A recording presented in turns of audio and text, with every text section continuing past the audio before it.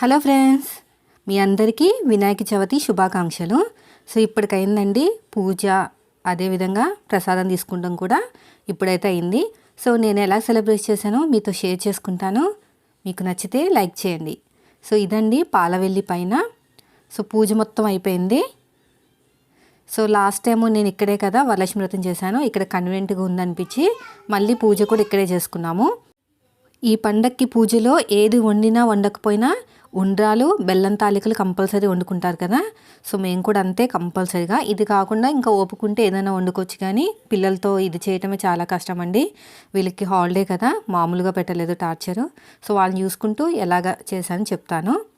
So ముందు night, అంటే పండగ ముందు నైటే సామాన్ అని తెచ్చేశారు మా వారు.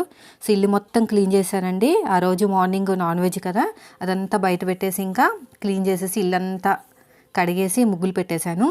మార్నింగ్ టైం అనేది కొంచెం ఫాస్ట్గా అవుతుందని చెప్పేసి పనులు. సో తర్వాత ఈరోజు అయితే కరెంట్ అయితే 5 o'clock నుంచే లేదు. సో నేనైతే 6కి లేచాను. సో లేవగానే ఫ్రెష్ అప్ అయిపోయి పులిహోర అయితే తాలింపు పెట్టేశానండి.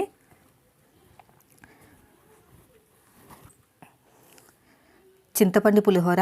మా ఇంట్లో అయితే నిమ్మకాయ పులిహోర అనేది చాలా తక్కువ. ఏదైనా రైస్ మిగిలితే తప్ప మిగతా టైంలో అయితే పండగలు కంపల్సరీ చింతపండు పులిహోర అయితే ఉండాలి. కొంచెం ఎక్కువే చేస్తాను పక్కింటి వాళ్ళకి, తెలిసిన వాళ్ళకి పెట్టడానికి. మళ్ళీ సాయంత్రం కూడా ఏమి వండను కదా, అందుకని ఎక్కువే చేస్తానండి. 2.5 glasses. యాక్చువల్గా అయితే 1.5 అయితే సరిపోతుంది, కానీ ఇంకా పెట్టుబడులు ఉంటాయి కాబట్టి 2.5 glass అయితే తీసేసుకున్నాను. లేవగానే చింతపండు నానబెట్టేసి పోపు పెట్టేసి ఫస్ట్ అయితే పులిహోర చేసామనుకోండి, పులుపు అనేది బాగా లాక్కుని మనం తినే టైంకి బాగుంటుందని ఫస్ట్ ఎప్పుడైనా సరే, ఏ పండగైనా సరే పులిహోర ముందు చేసుకుంటాను. పులిహోరకి బాగా పదును ఉంటేనే బాగుంటుంది కదండి. కానీ ఒక్కొక్కసారి ఏమవుతుందంటే, మనం ఎప్పుడు కావాలనుకుంటే, నేనైతే ఎప్పుడు బాగా చేయాలనుకుంటే అప్పుడే ఏదో ఒకటి అలాగ కొద్దిగా మిస్టేక్ అనేది జరుగుతూ ఉంటుంది.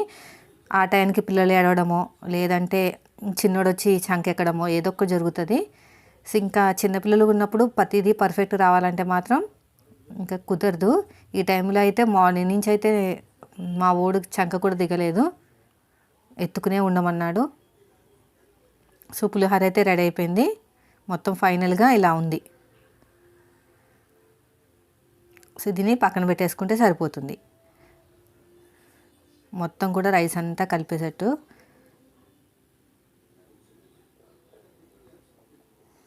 మొత్తం కలిపేసుకున్నాను.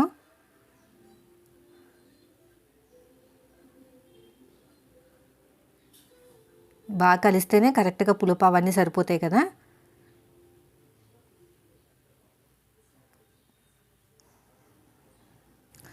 సో ఇప్పుడైతే ఫైనల్గా పులిహోర అయితే రెడీ అయిపోయింది. ఇది నైవేద్యం కోసం పెట్టకపోయినా నేను ముందే చేసి పెట్టేసుకుంటాను అనమాట.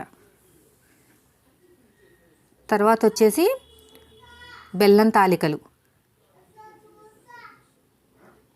1 glass అయితే సరిపోతుందండి మాకు, ఎక్కువ తినరు.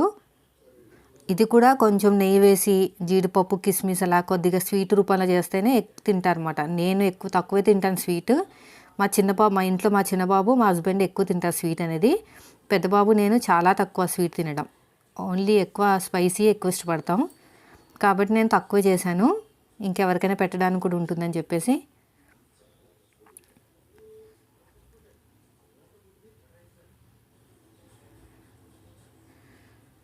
పీట మీద కాకుండా దీని మీద చేస్తానండి, కొంచెం కన్వీనియంట్గా ఉంటుంది.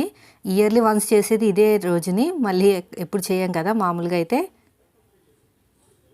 కొద్దిగా చేసుకున్నా సరిపోతుంది, అంతగా మనం తినకపోయినా.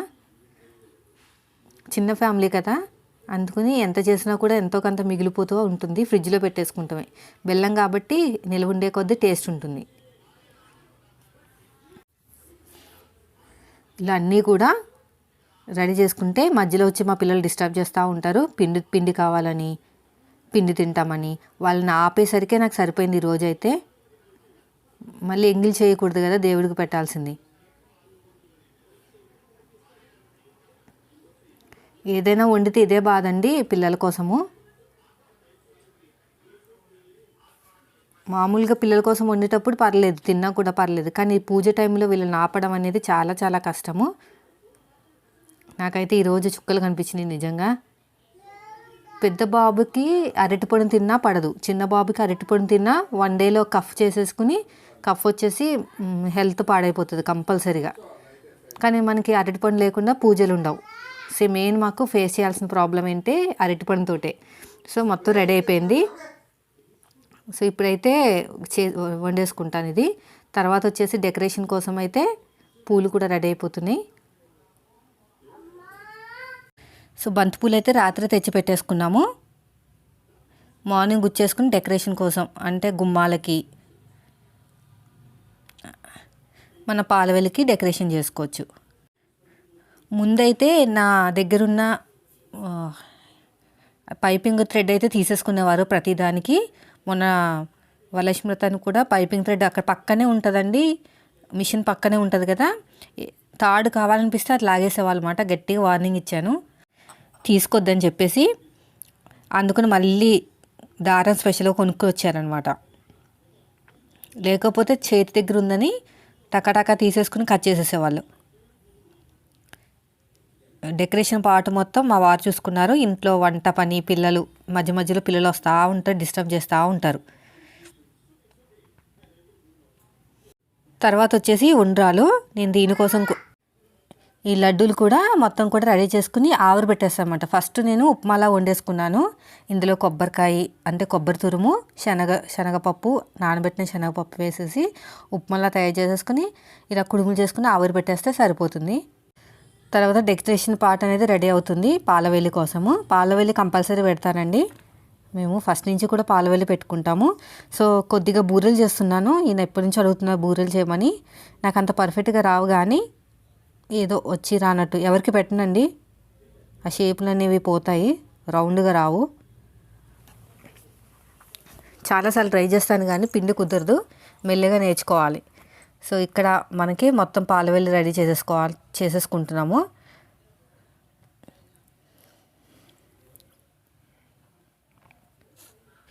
ఈరోజు మిషన్కి టోటల్గా బంద్ అనమాట. నైట్ 8 o'clock 9 o'clock స్టిచ్చింగ్ చేయమని వచ్చారు. అప్పటికే అన్నీ క్లోజ్ అయిపోయినాయి. సో ఒక్కసారి క్లోజ్ చేశానంటే మళ్ళీ అసలు ఎట్టి పరిస్థితుల్లోనూ ఎక్కను. ఎక్కితే మాత్రం ఇంట్లో మళ్ళీ గొడవలు స్టార్ట్ అవుతాయి. అందుకని ముందే చెప్పేస్తాను అనమాట. 5 o'clock అయితే మొత్తం క్లోజ్ అండి. ఈరోజు కూడా అస్సలు ఎక్కను మిషన్ అనేది. రేపు మళ్ళీ యాజ్ యూజువల్గా పిల్లలు స్కూల్కి వెళ్ళిపోతారు కదా.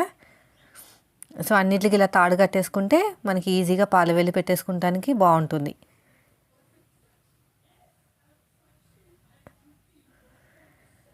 ఈ పళ్ళు తినేస్తానని చెప్పి పిల్లలు ఏడుపు, వాళ్ళని ఆపేసరికే సరిపోయింది మాకు ఈ రోజంతా కూడా. సో ఇలాగ తాడుకి పాలవెల్లికి తాడు కట్టేస్తే సరిపోతుంది. చిన్న బాబు అయితే ఒక్కటే ఏడుస్తూనే ఉన్నాడు, మాకు యాపిల్ కావాలి, కస్టర్డ్ యాపిల్ కావాలి, ఇవి కావాలని. వాళ్ళకి మళ్ళీ బిస్కెట్లు చాక్లెట్లు ఏదో తినిపించి పూజ అయ్యేదాకా ఆపాం.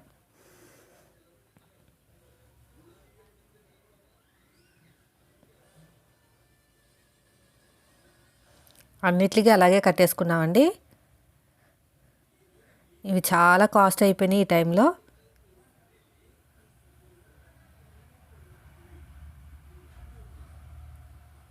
ఎవ్రీ ఇయర్ మేము ఇలాగే చేస్తాము, కానీ ఈసారి అయితే బయట చేసాము. మామూలుగా అయితే పూజ గదిలో చేస్తాము, కానీ చాలా ఇరుకైపోతుంది పూజ గదిలో.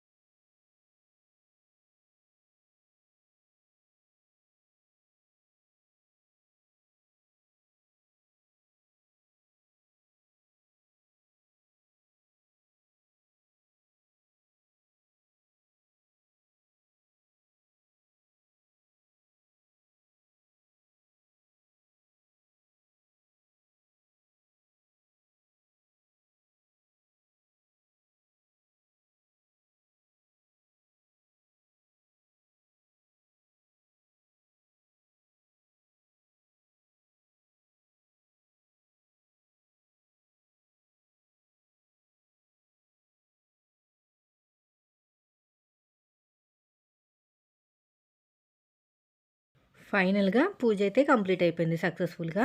ఈ పూజ చేసే టైంలో పిల్లల్ని పక్కింటికి పంపించాము, లేకపోతే మొత్తం రచ్చరచ్చ చేస్తారు.